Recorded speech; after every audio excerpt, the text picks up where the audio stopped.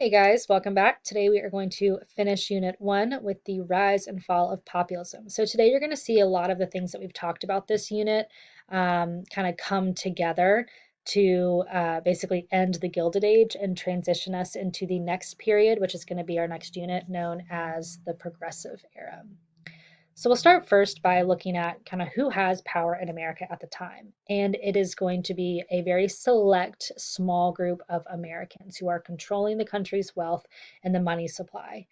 It's going to be railroad companies who are increasing the prices of what it costs to ship goods, which is hurting farmers getting their goods across the country. It's going to be bankers who are issuing loans at really high interest rates that are keeping a lot of Americans, whether it's farmers or workers, in debt because they can't pay those loans back. We also see that there are corrupt political machines that are exploiting the poor for power and keeping them in poverty, manipulating their votes. And we also know that robber barons are using their influence to create monopolies and then keeping the working conditions of their factories pretty awful, their wages low, and discouraging any union activity. Now, a way that a lot of these wealthy people maintained their wealth and actually got richer is by supporting something called the gold standard. So the gold standard is this idea that the money you have in your hand, like in your hand, the paper money you have, is backed by a small supply of gold in the bank. So people who liked the gold standard, these rich people were often called gold bugs. And the reason they like it is because the gold standard causes deflation. Now, we've talked about inflation before, which is basically the value of your money in your hands going down, so prices go up. Well, deflation is the opposite. If you have a limited supply of money, right, there's not a lot of it in circulation, then the purchasing power of that money goes up, the value goes up. Well, if your money can buy more, prices go down. And while that kind of sounds nice to have lower prices, the problem is that people don't have a lot of money to begin with. The average person doesn't have a lot of money. They actually have a lot of debt. So while the rich people get richer with deflation because they already have a lot of money, so if the value of that money increases, their money basically doubles overnight. But if you have a lot of debt, like most Americans did, that means that that debt gets bigger overnight. So it's is contributing to a lot of Gilded Age issues like workers not, being able to escape poverty. They have low wages and they also have a lot of debt. Same thing with farmers, where they have really low prices for their crops, so they can't get a lot of money back for what they can sell, but they also have these really high interest loan payments. So it contributes to kind of a lot of the bad things in the Gilded Age that we've talked about so far this unit.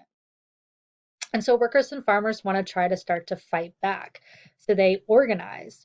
We already talked about labor unions in the 105 notes. So go back and look at that if you need to. We know that their strikes were mostly unsuccessful because they were seen as kind of being violent or anarchist, slowing production. So strikes weren't really that successful. But for farmers, we also see them kind of organizing and creating essentially unions as well. The first one was called the Farmers Alliance, and there's a whole bunch of different farmers alliances. They could be, segregated based on race or based on like what type of farm or crop you had. But the idea here is that they would set what were called price floors, which meant that they would all come together and say, listen, let's not charge below X amount of dollars for our goods. And that was to hopefully try to combat the falling prices for their crops. The problem, though, is that a lot of farmers are desperate for money, and so they would go below the price floor and go ahead and sell their crops for whatever they could get, which hurts everyone else because then they couldn't sell their crops either. So a lot of these farmers alliances weren't really that successful.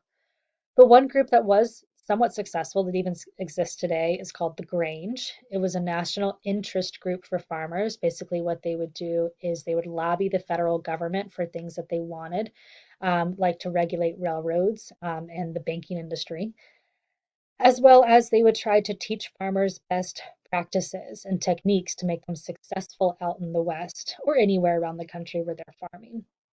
And the Grange was also open to all farmers, regardless of race or sex, so it was inclusive to anyone who wanted to join.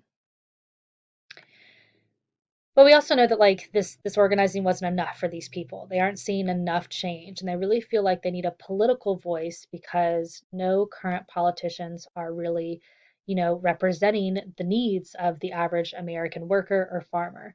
And so to get this political voice, farmers and workers come together to create what was called the Populist Party or the People's Party, where they want to lay out some of their beliefs in a platform known as the Omaha Platform. The first and probably most important to them is they want to fight the gold standard, which is keeping them poor and keeping the rich rich. They want to fight it with something called bimetallism. Bimetallism is basically when you back paper currency with both gold and silver. And this would cause inflation. It would help their debts become smaller as well as prices to increase so that specifically farmers could sell their crops for more money and hopefully be able to pay back their loans easier. They also want a government ownership of the railroads because that would then have the government lower those shipping costs and tell railroads that they could not increase their shipping prices beyond, the means of farmers to pay them. They also want a direct election of senators. So this is something that we have today. We're going to see this with an amendment in the 20th century. But back then, the average American voter did not vote for their senator. They could vote for the House of Representatives, but they were not allowed to vote for their senators. It was the state government that essentially picked senators. And so they want to be able to directly elect senators to have more democracy and more of the people's voice in the government. They were an advocate for female suffrage because many farmers and workers were women, and they wanted their voices to be able, to be heard. They wanted a progressive income tax, which means that the rich pay more taxes than the poor. They wanted 8-hour workdays, and they also wanted limited immigration to, specifically for those workers. They wanted limited immigration to have, more or like a less competitive job market. So the Populist Party eventually ends up getting absorbed by the Democratic Party. In the election of 1896, they run with William Jennings Bryan as the Democratic slash populist candidate. They realized that if they ran a populist candidate, they would split the vote. So they were like, no, let's just run as, quote, Democratic, but have these populist beliefs on the platform. And so William Jennings Bryan makes this really impassioned speech called the Cross of Gold speech, where he basically is saying that, the average American worker or farmer shouldn't be crucified by the gold standard. They shouldn't be, made to essentially sacrifice themselves for the rich, that the gold standard should be abolished and replaced by by bimetallism. But what ends up happening in this election, you can see the fall of the Populist Party. You can probably, assume that Bryan did not win, and he did not. The downfall of the Populist Party really came with their lack of ability to attract urban workers in the North. And that could have also been because political machines were forcing these workers to vote in certain ways, definitely against the Populist Party and those ideas. So while you can see that a lot of states ended up giving their electoral votes to Bryan, it just wasn't enough. These areas are not populated enough to get Bryan over the finish line.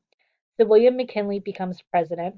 However, after his first term, he's reelected, but he's assassinated in 1901. And so Teddy Roosevelt becomes president, and we'll see Roosevelt start what we call the Progressive Era, which is when you're going to start to see a lot of these populist party beliefs actually come into effect. It's just after the Populist Party no longer exists.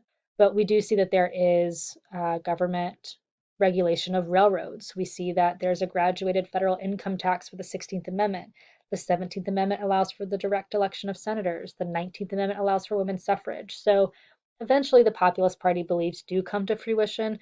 Unfortunately, it's just not when they wanted them at the end of the 19th century.